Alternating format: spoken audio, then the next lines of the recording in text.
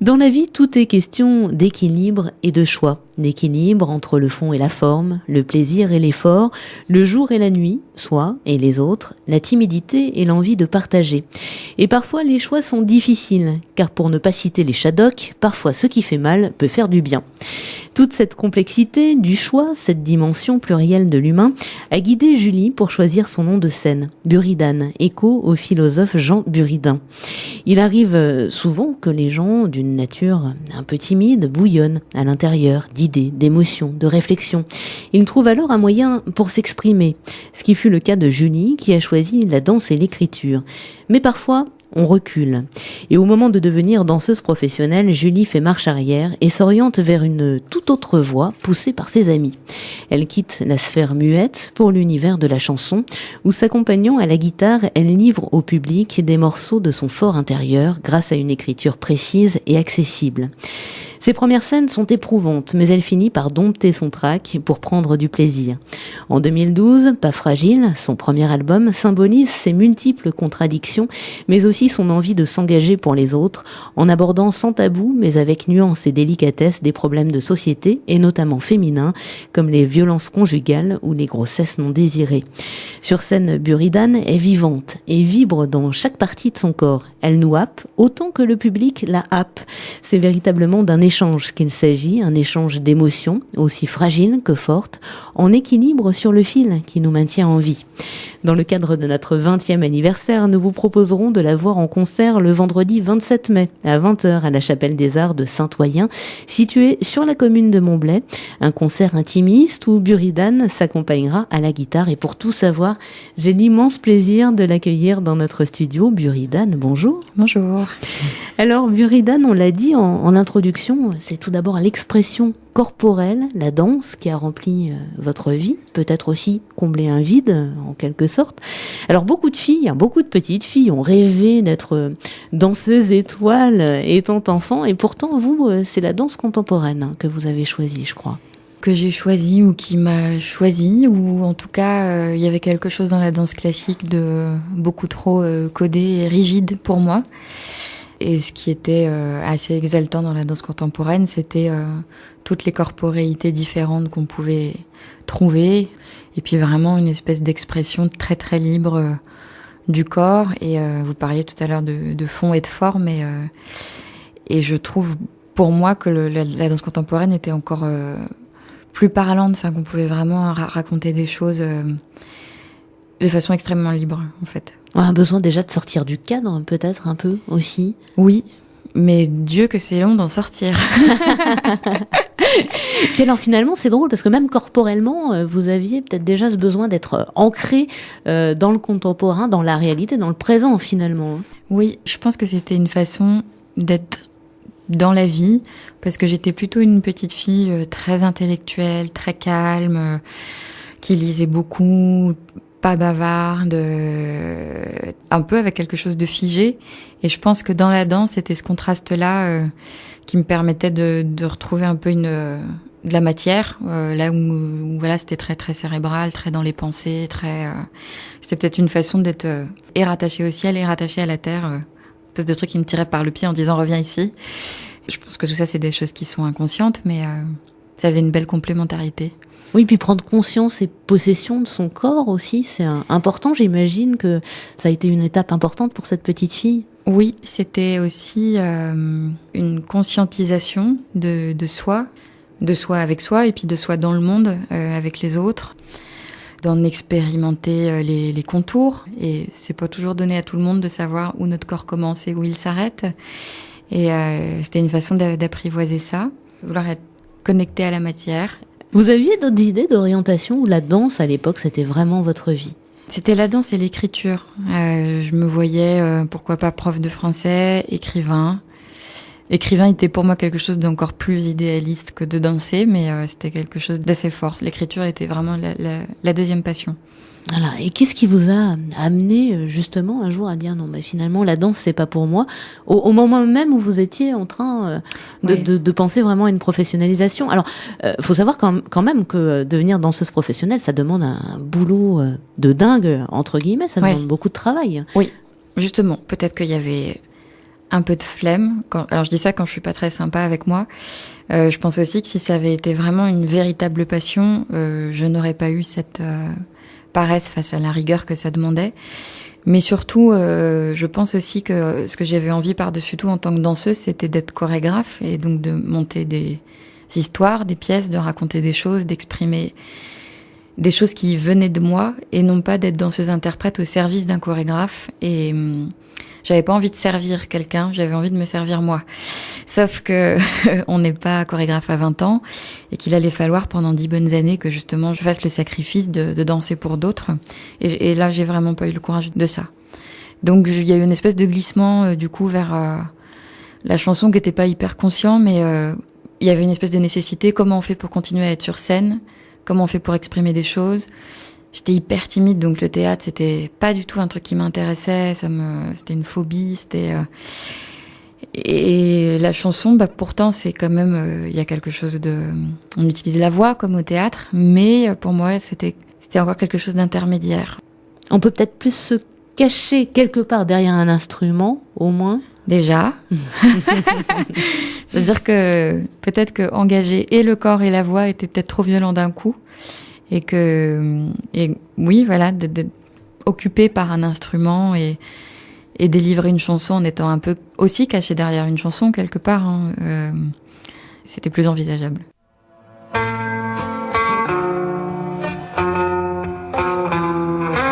veux pas savoir, je veux pas connaître la suite. La fin de l'histoire ne m'intéresse pas, me panique pour quoi ce qui paraît ordinaire a des allures d'équilibre précaire au sempiternel.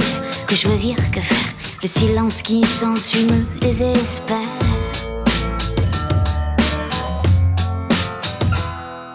Je veux pas savoir, je veux pas connaître la suite. Merci, mais l'issue n'est pas ce qui m'excite. Se convaincre des choses, puis de leur contraire.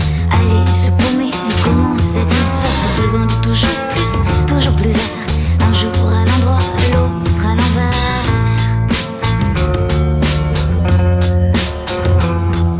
Mais parfois on recule, la peur de l'échec ou celle du ridicule. Parfois on recule, de peur que les choses basculent. On recule, parfois on recule. Je veux pas savoir, pas qu'on m'explique que ce déroulement suit la logique, qu'il faut que la transition opère. Un peu de patience, y'a rien d'autre à faire. Que plus tu freineras tes cas de fer et plus tu en feras un enfer.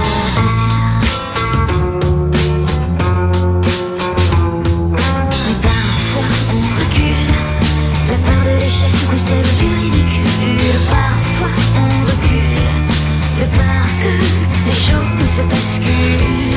On recule, parfois on recule. Je veux pas savoir, je veux pas connaître la suite. Donc soit je m'arrête, soit je m'implique. On voudrait bien qu'il arrive quelque chose, se résoudre à des fins même à l'apothéose. Casser la routine pour que la roue tourne, pas rater le tir et repartir pour un. Casser la routine pour que la roue tourne, pas rater le tir et repartir pour un tour. Et repartir pour un tour.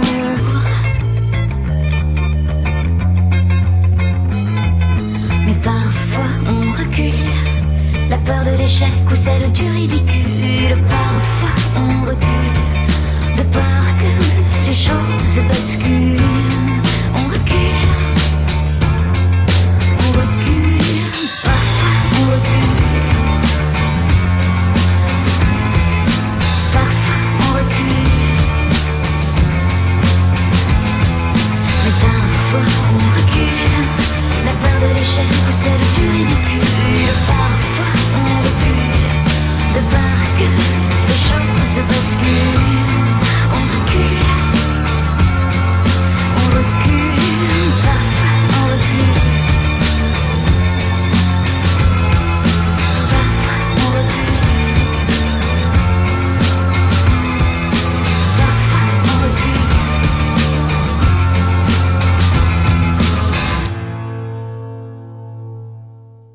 Vous venez de dire comment faire pour continuer à être sur scène et en même temps, vous dites souvent que la scène c'est contre nature pour vous. Ça c'est vraiment un paradoxe.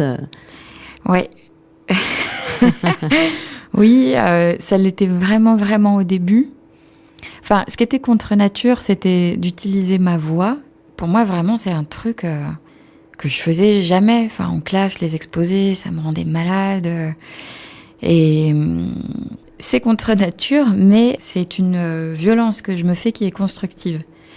Et je fais la distinction entre les violences qui nous détruisent, qu'on s'inflige à soi-même, qui nous permettent de nous sentir vivants. Et je pense qu'il y a d'autres façons de se sentir vivant en se mettant en danger et un peu en état de choc. Et j'avais vraiment l'impression que ça me faisait beaucoup plus de bien que de mal et qu'en ça valait le coup d'insister. Et que c'est aussi un endroit dans lequel on peut apprivoiser et développer sa créativité et sa liberté. Ce qui est vraiment pas facile en fait. Enfin, c'est hyper dur d'atteindre un lâcher prise, de kiffer la scène du moment où tu rentres jusqu'au moment où tu ressors. C'est vraiment pas naturel ni évident, en tout cas pour moi. Mais par contre, c'est un excellent terrain de jeu pour découvrir tout ça. Et pour se découvrir soi. Et pour se découvrir soi, tout à fait. Alors, parallèlement à la danse, on en parlait, vous écriviez pas mal. Souvent, quand on parle d'écriture, il y a derrière un certain amour de la lecture. Un amour qui vous a été donné un peu par votre maman, qui était institutrice. Oui, tout à fait. Ma mère était institutrice et du coup, voilà, c'était une maman très très consciencieuse dans son rôle d'éducatrice, d'élever ses enfants. Et on a été abonnés pendant toute notre scolarité à l'école des loisirs. On recevait des livres tous les mois, donc je lisais facilement plusieurs livres, je pense, par mois. C'est quelque chose qui m'a beaucoup nourri. Je saurais pas dire comment, mais la lecture, c'est quand même quelque chose qui nous fait s'évader, qui enrichit incroyablement le vocabulaire sans qu'on s'en rende compte. Donc oui, je pense que ça, c'est une vraie nourriture qui est à la base. Oui, puis on parlait d'imagination tout à l'heure, de cette envie de créer. C'est vrai que la lecture, ça contribue à ça, à structurer notre pensée, à nous donner envie de créer des choses, d'imaginer. Tout à fait. Et quels sont les premiers vrais livres qu'elle vous a mis dans les mains, votre maman ? Alors, j'ai un souvenir très précis des Petites filles modèles, des Malheurs de Sophie. Et je me souviens vraiment aimer les livres de l'école des loisirs, qui étaient souvent très très bien choisis, avec des auteurs assez... souvent dans la littérature jeunesse, c'est quand même des choses... Il y a beaucoup de choses très très bien. Un livre particulier, je ne saurais pas dire. Elle ne vous a jamais quitté, cette passion de la lecture ? Si, elle me quitte, et puis elle revient, et puis elle me requitte, et je peux être des mois sans lire un livre. Et puis ensuite d'autres où je vais essayer de lire 2 par jour, ou de façon un peu boulimique, comme pour rattraper le retard. C'est un peu passionnel. Des fois j'adore ça, et puis des fois ça me coûte. Ça demande de la concentration. Je trouve qu'en plus, dans l'époque dans laquelle on a de plus en plus de mal à rester concentré longtemps. Et je pense que c'est un truc qui s'entretient. C'est un peu pas une bataille, mais... Comme le sport, dès qu'on arrête, c'est dur de reprendre. Et je crois que la lecture, c'est pareil. Ça, on est dans la sphère de la zapette. Ouais. Vous avez un livre de chevet en ce moment ?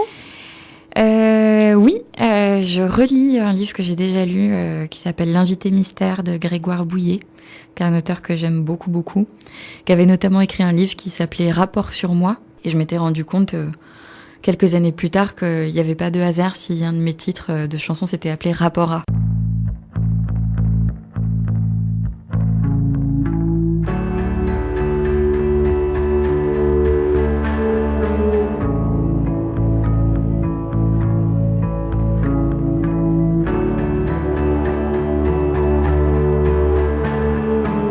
Je parle du rapport à la mer, à l'amour, à la mort. Je parle de mon rapport au père, au pire, au départ. Je parle de mes frères, du froid, de mes freins. Je parle à qui veut bien que je parle, à qui en a besoin pour plus jamais être seul. Même si je me fourvoie, car en rentrant ce soir, après ce cirque, il n'y aura que moi. Je parle des soirs où tu te couches et tu voudrais que ce soit le dernier. Je parle des matins où tu te lèves, tu voudrais que ça s'arrête. Jamais je parle du mur qui se rapproche de celui que l'on construit. Je parle du rapport à l'espoir, à nos doutes, nos envies. Je parle de tout ce qu'on remplit par peur du vide, par dépendance. Je parle et ça on a compris, pour essayer de trouver du sens à tout ce qu'on choisit ou pas, pris par l'urgence.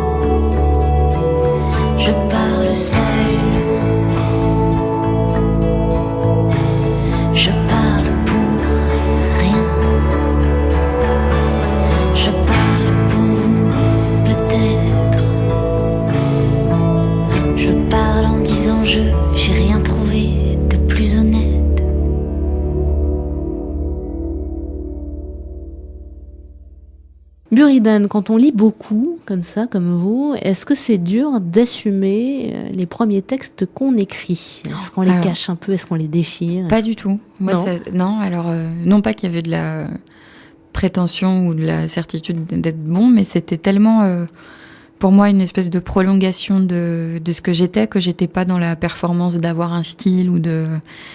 C'était, ça sortait tout seul et il fallait que ça sorte, en fait. Les premiers textes, c'était plutôt genre journal intime ou déjà chanson ou peut-être poésie Poésie, étant enfant en primaire, et puis à partir du collège, journal intime pendant très longtemps, jusqu'à la fac, de façon plus ou moins régulière, mais oui, l'utilisation du jeu, de s'analyser soi. Enfin, c'est aussi toujours une façon de comprendre le monde et se comprendre soi-même à l'intérieur de ce monde-là. Des nouvelles. J'ai eu une période où j'écrivais des nouvelles. Je me suis jamais attelée à un roman. Ça me paraissait quelque chose de trop mathématique où il faut réfléchir à une structure, etc. Et j'ai un peu du mal avec la structure. J'aime bien quand avec les cadres. Voilà. Alors qu'en fait, c'est quand même essentiel. Je m'en rends compte. Et puis la chanson, c'est venu à la fac. Et le premier texte dont vous ayez été fière ? C'était un texte qui parlait de l'attente. À moitié qui parlait de ce que je vivais à ce moment-là, et puis à moitié un peu comme une sorte d'essai à mon niveau, mais c'était un texte sur l'attente. Alors quand on écrit comme ça, et qu'on s'appelle Julie, on a plutôt une double vie, on sublime sa vie, ou on a une vie idéalisée ? C'est une très bonne question à laquelle j'ai eu un début de réponse qu'il y a peu. Parce qu'effectivement, le fait de prendre un nom d'artiste, ça, je sais pas si ça nous scinde ou si ça nous dédouble, ce qui revient un peu au même d'ailleurs. J'ai compris que ce que moi, Julie, personne intime, vivait, se retrouvait dans Buridan, et que inversement, Buridan nourrissait Julie énormément, et que c'est une espèce d'aller-retour permanent entre les deux. L'un n'est pas la sublimation de l'autre, c'est juste que Buridan est simplement une facette un peu plus poussée de moi, et mise en avant et mise sous une lumière, mais c'est moi.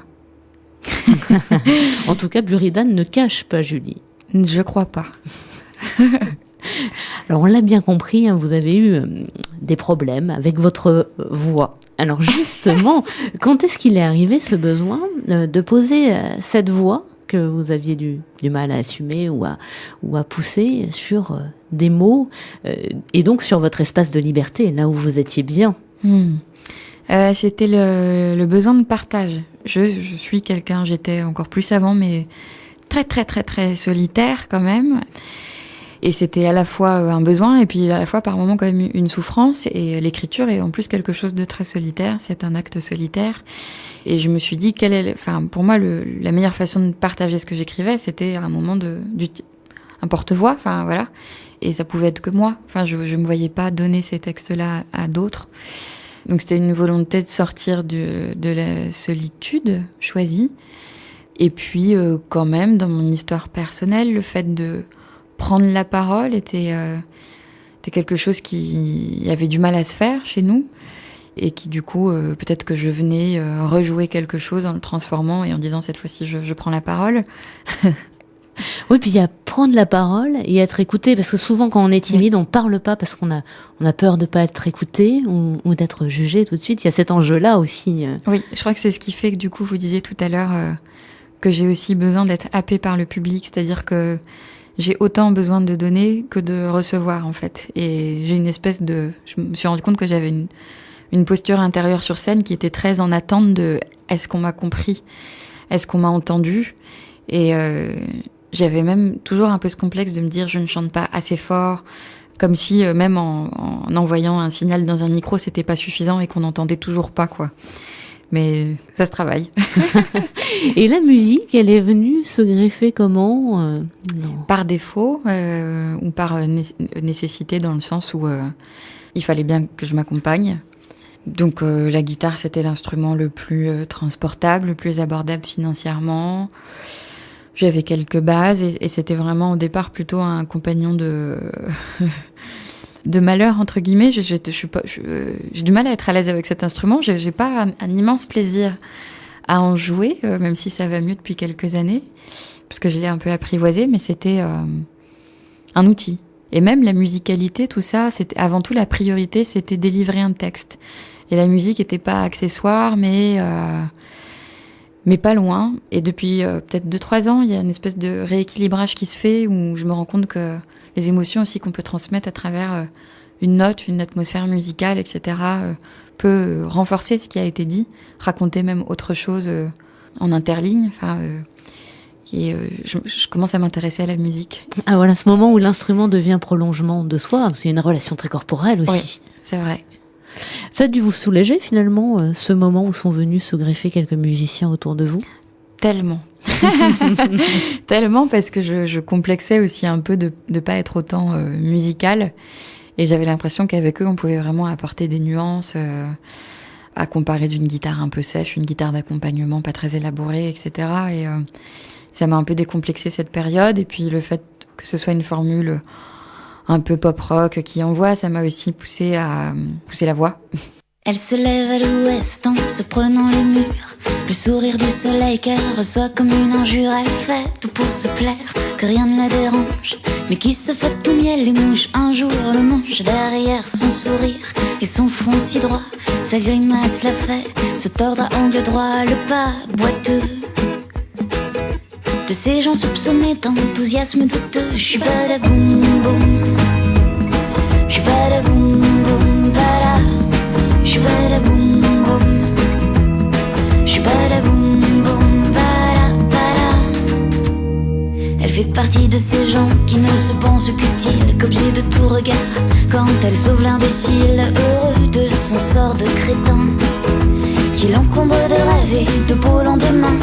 Elle est là pour lui dire regarde devant toi, tout ce qu'il te reste à faire. Oh, te réjouis pas, cesse d'être fier de plus. Regardez derrière, c'est là qu'on n'avance plus. J'suis badaboum boum, j'suis badaboum boum bada. J'suis badaboum boum, j'suis badaboum boum bada bada. J'suis badaboum boum, j'suis badaboum boum bada bada. J'suis badaboum boum, boum boum bada bada. Indispensable à la bonne tournure de notre terre, sans qui, sans elle, sans rien, tout irait de travers. En sauveuse, le super-héros, le rôle le plus facile, le rôle le plus beau. Alors seulement les enlisés jusqu'aux genoux dans cette terre seulement laid, sans espoir, veut le concis à faire. Adorer les paumés, les poisseux, on n'aime pas les gens heureux. J'suis badaboum boum, j'suis badaboum boum bada. J'suis badaboum boum, j'suis badaboum boum bada bada. J'suis badaboum boum, j'suis badaboum boum bada bada. J'suis badaboum boum, j'suis badaboum boum bada bada. Boum boum, boum boum bada bada. Boum boum, boum boum bada bada.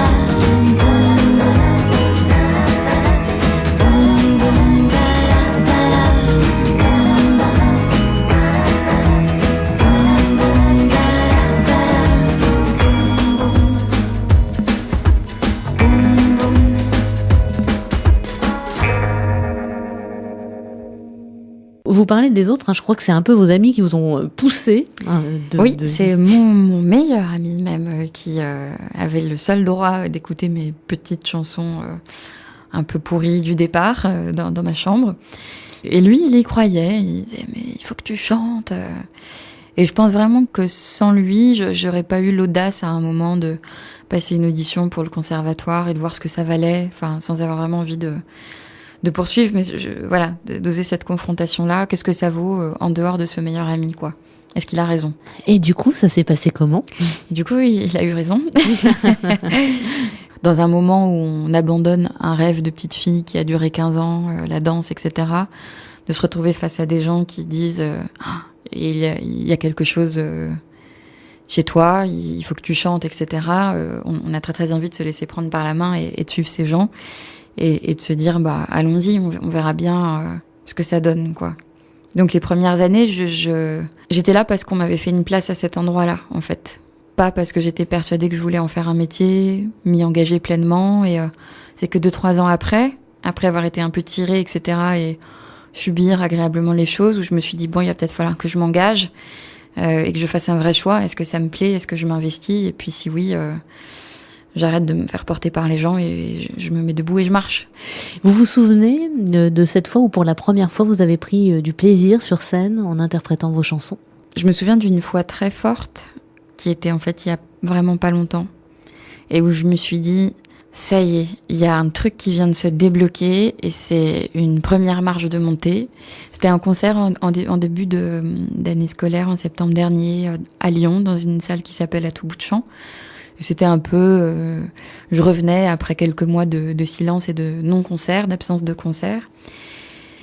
Et il y a eu un truc, je pense qu'il y a eu pas mal de frustration ces derniers mois et de véritable envie de retrouver la scène. Parfois, c'est quand les choses nous manquent, quand on est loin des choses, qu'on se rend compte qu'on en a besoin. Ça fait ça avec les gens aussi. Et il y a eu vraiment, j'ai senti une espèce de détente et l'impression d'être au bon moment, au bon endroit, ce soir-là. Et c'est assez fort. D'ailleurs, on salue À tout bout de champ. Ils font beaucoup pour la chanson aussi. Ils ont une super programmation. Et vous parlez de Lyon. Alors, c'est vrai que vous étiez arrivée à Lyon pour être danseuse. Et finalement, c'est une ville qui vous a beaucoup porté pour votre carrière de chanteuse. Énormément, oui. J'ai toujours dit que Lyon était une ville d'adoption dans le sens où je m'étais vraiment sentie accueillie, portée. J'ai rencontré tous les gens qui ont été les espèces de starters de cette aventure à Lyon. Et c'est ça qui a apporté et à Buridan et à la fois à moi-même, quoi. Pour moi, c'est une belle histoire personnelle. On parle de Buridan, justement, un mot sur le choix de ce pseudonyme qui m'a appris, je dois vous l'avouer quand même, une fable et le nom d'un philosophe. Merci. Je crois que vous avez tout bien résumé dans l'introduction. Je suis quelqu'un de sûrement qui était assez indécise à la base parce que terrifiée à l'idée de pas faire le bon choix, terrifiée à l'idée de devoir choisir et donc de renoncer à différents parcours possibles. Et que j'avais tendance, au lieu de choisir, à rester autour du rond-point, à tourner, et à me dire qu'est-ce que je fais. Et je me rendais bien compte que c'était stérile et que je n'avançais pas. Et choisir ce nom-là, c'était une sorte de mantra, de dire ne meurs pas, c'est trop bête. Et puis voilà, je pense qu'il y a fondamentalement chez moi, mais je pense comme en fait chez beaucoup de gens, une espèce de dichotomie entre l'ombre et la lumière, à avoir vachement du mal à accepter cette part d'ombre sauf que, enfin, les deux marchent ensemble. Il n'y a pas d'ombre s'il n'y a pas de soleil, et enfin, c'est inévitable en fait. Et pour moi, c'était assez compliqué d'accepter mon entièreté, avec les choses belles et les choses moins belles, les choses faciles et les choses difficiles. C'est aussi si on va un petit peu plus profond et puis un petit peu plus dans le psychologique et sans tomber dans le pathos, c'est un peu une métaphore, mais c'est aussi choisir d'être dans la vie ou de ne pas l'être en fait, c'est-à-dire de s'y engager, de s'y impliquer ou de subir les choses et d'attendre que ça passe et que ça vienne. C'est assez désagréable en fait de vivre comme ça en attendant. C'est rigolo que tout à l'heure j'ai dit du coup que le texte dont je me souviens le plus parlait de l'attente. C'est drôle. Tout se recoupe. Il y a pas de...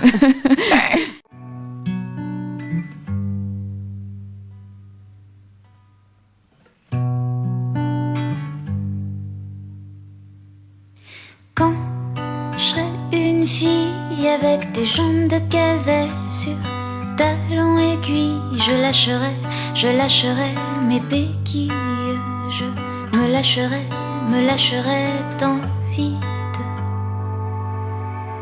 Quand je serai une fille avec de jolies jartelles, avec de jolies pampilles, je laisserai mes guenilles, je me laisserai vivre. Mais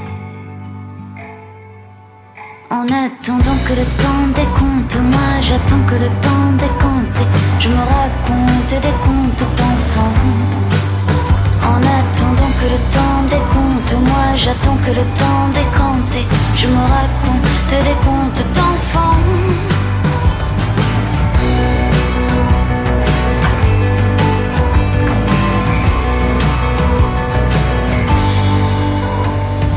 Quand je serai une fille avec des jambes de gazelle sur talons aiguilles, je lâcherai mes béquilles, je me lâcherai dans le vide. Quand je serai une fille avec de jolies jartelles, avec de jolies pampilles, je laisserai mes guenilles, je me laisserai vivre. Mais en attendant que le temps décompte, moi j'attends que le temps décompte, je me raconte des contes d'enfants. En attendant que le temps décompte, moi j'attends que le temps décompte, je me raconte des contes d'enfants. En attendant que le temps décompte, moi j'attends et je me raconte des contes d'enfants. En attendant que le temps,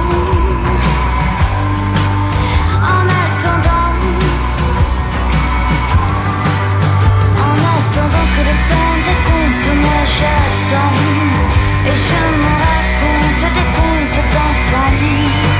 En attendant que le temps, en attendant.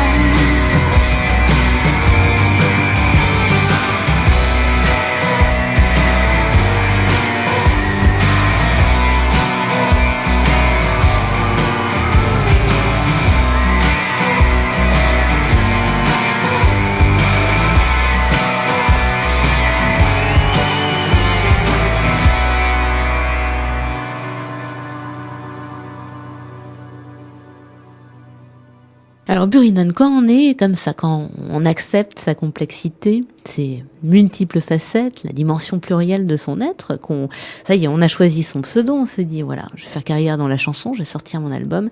Là va se préparer évidemment la phase de mise en lumière avec toute la partie médiatique qui engendre les moultes jugements de cette société qui va très très vite et qui met des étiquettes qui est un peu superficielles. Ça vous a fait peur un petit peu tout ça, d'être réduite à une seule facette de votre personnage? Ça m'a pas fait peur, ça m'a déçue, parce que j'avais envie d'essayer de combattre une espèce d'image que j'ai eue petite, de petite fille fragile, élevée un peu là-dedans, donc l'extérieur est dangereux, donc effectivement ça n'a pas fait de moi quelqu'un d'hyper téméraire à la base. Il a fallu que je me bagarre un peu contre moi-même pour être quelqu'un de plus audacieux. Et je pense que dans mes textes, ça s'entend, cette espèce de combat-là, qui est une quête de soi, enfin, et que souvent ne restait de moi en substance dans les articles, enfin je caricature un peu, c'est pas vrai, mais en tout cas dans l'image, etc., quelque chose d'une espèce de poupée un peu fragile qui raconte des chansons comme si on ne m'avait pas entendu, en fait. Ouais, comme si on n'avait pas compris ce que je chantais, parce que ma voix est douce, et j'avais pas envie de rentrer dans un personnage qui allait être agressif. Enfin, pour moi, parler d'avortement en gueulant, je pense pas que le message passe mieux que dans la douceur. Et puis, il y a des choses qui font partie inhérente de moi. Je vais pas modifier ma voix pour être plus punchy ou faire du punk mais du coup, je me suis dit, c'est quand même con de faire un métier d'expression qui nous amène à plus de liberté et à pouvoir dire qui on est pour au final retomber exactement au point de départ et de ressembler à ce qu'on était avant. Enfin, et essayer de savoir pourquoi, d'où ça vient, sûrement en partie de moi, d'un choix de photos, et puis d'une partie qu'on maîtrise pas, de ce qu'on dégage de prime abord devant les gens. Enfin, le physique, je vais pas me teindre en brune, quoi. Ou en rousse. Enfin, je pourrais. Mais peut-être que c'est aussi mon paradoxe aussi. J'ai peut-être du mal à... J'en sais rien. J'ai l'impression d'être chez ma psy. Je suis désolée. Non. Et alors, c'est vraiment dommage parce que vous aviez mis du temps pour préparer tout ça, la sortie de votre premier album qui s'intitule Pas fragile, on le rappelle. Pourtant, je voulais le dire, hein. Je l'ai dit.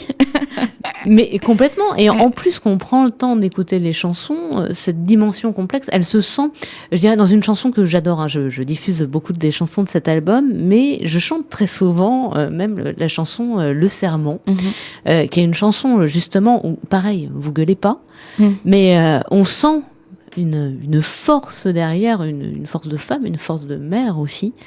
Et voilà, c'est vraiment dommage que cette dimension, force et acceptation des faiblesses aussi, parce qu'il est question de ça aussi dans la force. Oui. C'est comme l'ombre et la lumière. Enfin, s'il y a beaucoup de fragilité, il y a beaucoup de force. C'est ça aussi qui rend les choses difficiles. Et c'est peut-être justement par la musique, du coup, je me dis que cet album, je l'assume complètement, mais j'étais jeune, je savais pas du tout ce que je voulais musicalement à ce moment-là. Donc j'ai confié mes chansons en guitare-voix à quelqu'un de très bien, avec qui j'étais en confiance, et qui a fait du mieux qu'il a pu, et il l'a très bien fait. Mais je pense que cet album a une espèce de lissage, de quelque chose qui a vraiment lissé le discours, etc. Et on a perdu les aspérités, on a perdu la brutalité, entre guillemets, de certains textes, et que je pense que mes chansons ont besoin de beaucoup d'air, beaucoup d'espace, et que ça souffre peut-être un peu d'être trop bien orchestré, trop bien arrangé, etc. Et peut-être que ça a été une des erreurs qu'on n'a pas pu éviter à ce moment-là. Ouais, puis j'allais parler du côté réel, vécu. Vous êtes dans le présent, dans ce qui se vit, dans le live finalement. C'est peut-être aussi une autre expérience que d'enregistrer quelque chose qui sera écouté en différé. Complètement. Ouais, complètement. D'ailleurs, je pense que les gens qui n'avaient que l'album étaient parfois surpris de voir le live en se disant j'avais pas compris que c'était ça, etc. Ce qui est compliqué sur l'album, c'est d'arriver à faire de la 3D sur quelque chose qui va rentrer que dans les oreilles, en fait, où il y a pas de visuel, d'arriver à faire passer une émotion, d'un corps en mouvement, d'une expression de visage, où il y a quand même des choses qui s'expriment, et c'est d'arriver à trouver le bon ingrédient pour transmettre ça sur un enregistrement.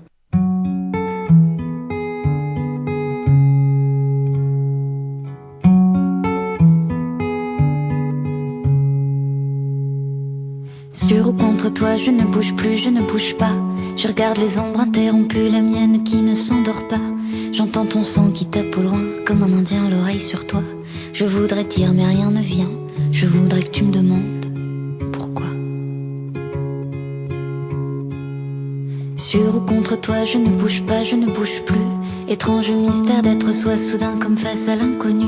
Se sentir comme pris dans les phares ou dans l'effroi de la lumière crue. Et que si j'ose, j'appuie sur pause pour assembler vice et vertu.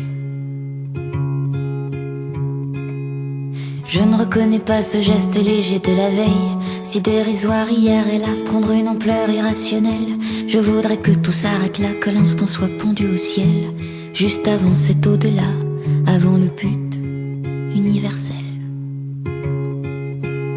Juste une minute, encore, avant qu'il n'y en ait plus. Que disait-on alors? Rien, tu t'étais tu. Vous parlez souvent, Buridan, d'être entendu, et je sais que chez vous c'est important la proximité avec celui qui écoute, le fait d'avoir un discours, un style accessible. Il y en a qui complexifient à fond, entre guillemets, leur style d'écriture. Vous cherchez perpétuellement, il me semble, à être comprise. Oui. D'ailleurs, souvent de façon un peu alambiquée quand même, j'ai l'impression, par beaucoup d'images, beaucoup de de métaphore, mais j'ai l'impression que c'est par exemple comme ça aussi qu'on explique aux enfants certaines choses, enfin par des images, et qu'il y a vraiment là, quand on parle de sens, qu'on peut arriver à ressentir des choses ou à les percevoir. J'ai envie d'être dans quelque chose qui soit à la fois très simple, très perceptible, comme quand on est dans un musée, qu'on n'y connaît rien, qu'on va voir une expo d'art contemporain, qu'on comprend rien, mais qu'il y a un tableau, on ne sait pas pourquoi, sa couleur, l'énergie qu'il y a dedans va nous toucher, on ne sait pas de quoi ça parle, on ne sait pas ce que ça représente, mais quelque chose passe. J'ai l'impression d'essayer de faire mes chansons un peu comme ça. On parlait tout à l'heure du serment, chanson que je diffuse beaucoup, de la caillasse aussi, deux sujets compliqués à aborder, violence conjugale, grossesse non désirée. Ces gens vont jamais vouloir venir au concert. Ouais, il va falloir nous faire une chanson drôle pendant le live. Il y en a. Obligé.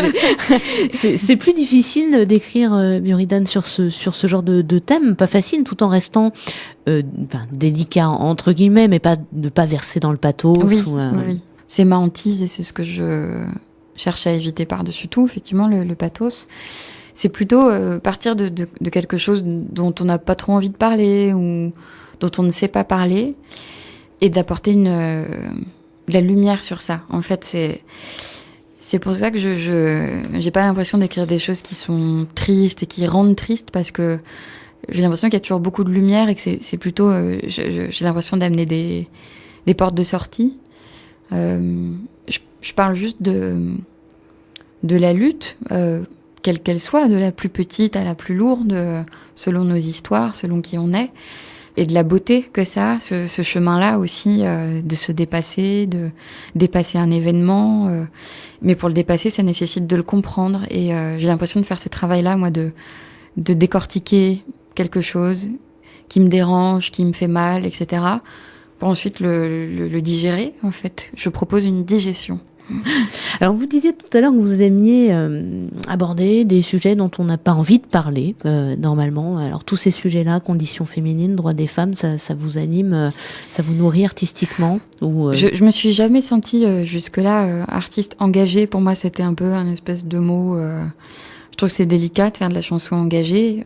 Je m'en suis rendu compte petit à petit, parce que je suis une femme et que donc c'est une parole de femme, que j'ai vécu des choses de femme et que je pense qu'on ne peut parler que de... Pour bien en parler, on peut parler que de ce qu'on a vécu, ou enfin ressenti. Et que tant qu'à faire, autant que ça serve à d'autres, les expériences un peu douloureuses ou compliquées. Enfin, c'est pas toujours forcément une question de souffrance, c'est une question de comprendre les choses. Et vraiment, pour moi, voilà, par exemple, Jusqu'où petite, la chanson sur la grossesse non désirée, que ça ne serve pas à rien, que ce soit sublimé, qu'on en fasse quelque chose de joli, qu'on en fasse quelque chose qui fasse peut-être réfléchir, qui ne porte pas de jugement, mais voilà ce qui peut traverser. Et puis surtout, à quel point ça peut ressembler aussi à d'autres choses. Moi, il y a un homme à la fin d'un concert qui est venu me parler de cette chanson en me disant... Votre chanson sur l'alcoolisme, j'ai vraiment eu l'impression qu'elle était écrite pour moi. Et j'étais très très étonnée. Enfin, parce que dans une chanson, on n'entend jamais tous les mots et qu'on s'agrippe à ceux qui viennent faire des résonances en nous. Mais ça pourrait très bien parler d'une maladie, ça pourrait parler d'une dépression, de n'importe quoi d'autre. Et c'est ça qui m'intéresse aussi, c'est l'ouverture d'un événement. Je dis souvent que on a parfois...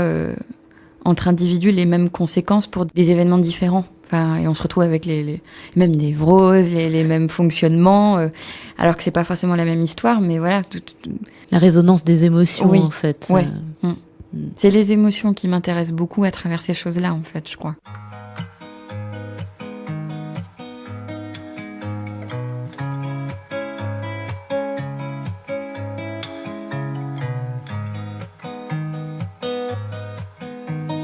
Ce petit truc imprévu, qui n'était pas attendu, ce petit truc qui s'installe, ce petit truc qui grandit trop mal, ce petit truc qui t'attend, ce petit truc qui se loge, ce petit truc indécent, ce petit truc qui t'encombre un poil, ce petit truc qui germe, ce petit truc qui te fout la gerbe, ce petit truc qu'il faudra ôter du dedans de toi tant bien que mal. Jusqu'où, petite, tu repousses les limites du ce qui ne tue pas, ne rend pas comme tu crois, plus forte à chaque fois.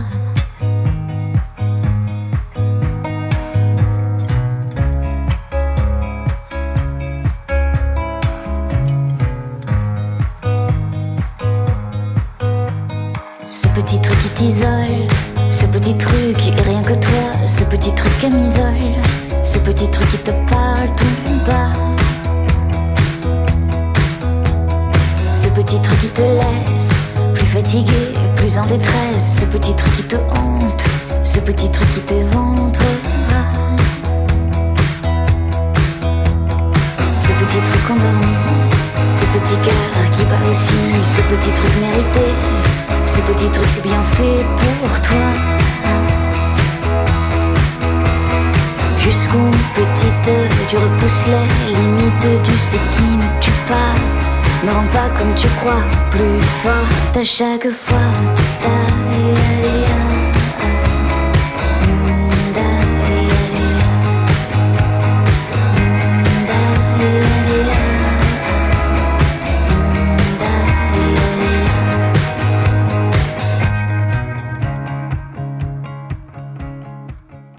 Vous parlez de rencontres, d'expériences. Je sais que vous faites aussi pas mal d'ateliers avec les jeunes. Est-ce que ça a été dur au début? Parce que alors vous qui n'aimez pas forcément la scène, voilà, travailler avec des jeunes et surtout des jeunes ados, c'est une autre étape. Mais encore. C'est contre nature encore. Au départ, c'était horrible et j'avais justement choisi de faire ça pour voir si j'étais capable de transmettre quelque chose, pour retourner des a priori que je pouvais avoir sur qu'est-ce que ça fait de travailler avec un jeune public ou avec des ados ou etc. Donc c'était un peu une mise à l'épreuve de moi-même et puis en fait ça a été une expérience incroyable, difficile parce que c'est compliqué on fait quand même du français, enfin c'est de l'expression, c'est un âge où c'est compliqué etc. Mais du coup c'est d'une richesse incroyable, c'est très gratifiant en fait à faire parce qu'on apprend énormément. On donne beaucoup, mais on reçoit beaucoup, donc c'est pas de la générosité pure. Il y a aussi beaucoup d'ego derrière. Enfin, ça nourrit mon ego aussi. Je me suis sentie utile. J'ai développé ça sur une période où il y avait moins de concerts.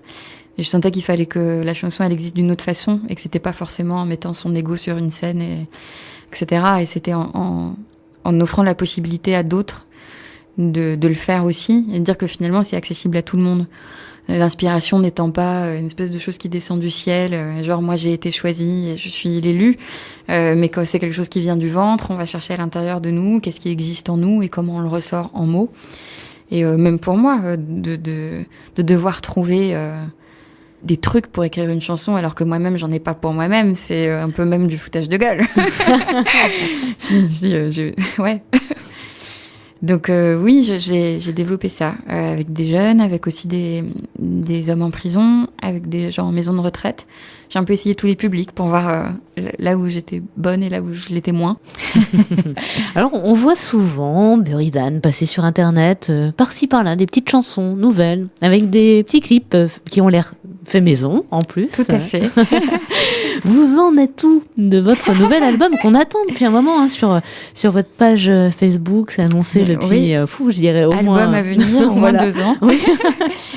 C'est un long parcours que d'avoir sorti un premier album et de devoir en sortir un deuxième.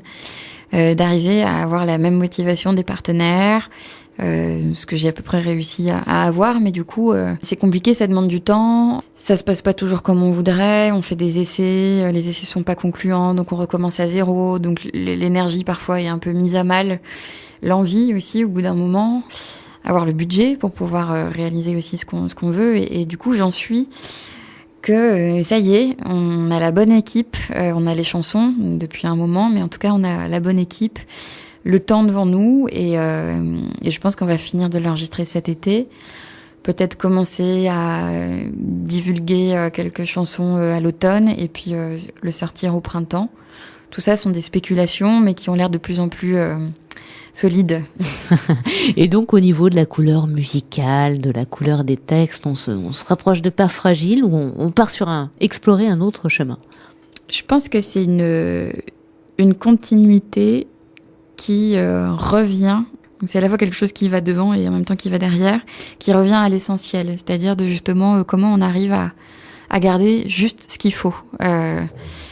Et je trouve qu'aujourd'hui, je dis pas que c'est facile de faire de la musique avec plein de couches, etc. C'est quand même mais je crois que ce qui est encore plus difficile, c'est cette phrase en anglais là qui dit less is more. Ouais. Et j'ai vraiment envie de travailler sur ça. Et voilà, à quel moment on arrive où on peut plus rien rajouter et plus rien retirer, sinon ça tient plus. Ou c'est too much. Et de toute façon, cette rythmique-là, on l'entend déjà, elle existe. Il n'y a pas besoin de la surligner, etc. Et d'arriver à quelque chose de plus épuré, plus brut, plus pur, plus simple et plus sauvage. Ah oui. Ouais. il pourrait presque s'appeler Pas facile. J'aime beaucoup. C'est très drôle. Oui, ben oui. Ce sera le sous-titre. Voilà, vous penserez à moi. Alors Buridan, vous nous faites l'immense plaisir de jouer pour les 20 ans de Radio Aléo. Vous allez ouvrir notre série de concerts à la Chapelle des Arts. Alors, on pourra vous voir le vendredi 27 mai. Ce sera à 20h. L'entrée est de 10 €. On peut déjà réserver ses places auprès de Radio Aléo. Qu'allez-vous nous proposer dans cette belle chapelle? Et je crois que d'ailleurs, c'est la première fois que vous allez jouer dans une chapelle. Et oui, et ça m'excite assez. Je suis pas quelqu'un de religieux, mais par contre d'assez spirituel.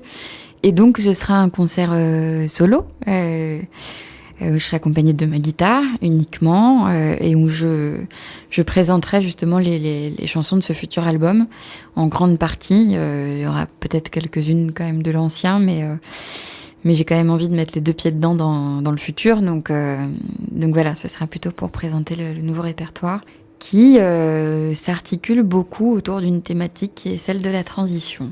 Voilà. Bien. Rendez-vous donc le vendredi 27 mai à 20h à la Chapelle des Arts de Saint-Oyen sur la commune de Montblay. L'entrée est de 10 €. Je rappelle que vous pouvez réserver dès maintenant auprès de Radio Aléo 03 85 39 15 12 ou bien par email radioaléo@yahoo.fr. Merci beaucoup Buridan d'avoir accepté notre invitation. Et puis évidemment, on va se quitter en musique et on attend de vous recevoir à nouveau pour votre nouvel album. Très bien, avec plaisir. Du plomb dans l'aile tombée du ciel à l'infortune à le bitume et son goût de fer au fond de la bouche te laisse à l'arrière sur le banc de touche. Du plomb dans l'aile à cracher le fiel, la foi fondue, le cœur foutu, la lutte est longue, la quête est belle, la bête immonde, le vent se lève. Reviens sauvage, mets du baume à l'ardeur, mets ton corps à l'ouvrage. Reviens sauvage, ton lion qui se meurt doit sortir de la cage. Du plomb dans l'aile animale, frêle pas, le figure manque d'envergure, le vide est large, l'absence est crue comme un blizzard sur ta peau nue. Reviens sauvage, mets du baume à l'ardeur, mets ton corps à l'ouvrage. Reviens sauvage, ton lion qui se meurt doit sortir de la cage. Reviens sauvage, ton lion qui se meurt doit sortir de la cage. Ton lion qui se meurt doit sortir de la cage. C'était Buridan avec Sauvage, chanson qu'elle a interprétée en live dans le studio de Radio Aléo. Je vous rappelle que nous vous proposerons de la voir en concert le vendredi 27 mai à 20h à la Chapelle des Arts de Saint-Oyen sur la commune de Montblay.